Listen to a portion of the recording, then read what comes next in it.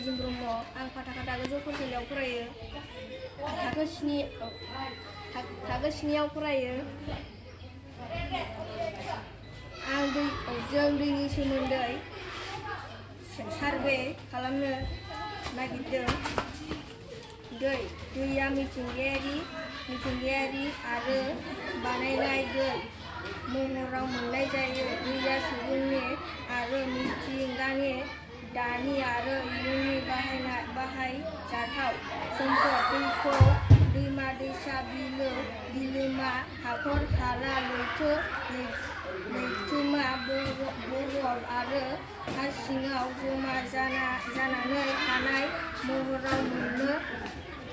दैखौ सुबुङा आबाद मावनाय, नखरनि बाहायनाय आरो कलकारखाना सालायनो थाखाय बाहायो।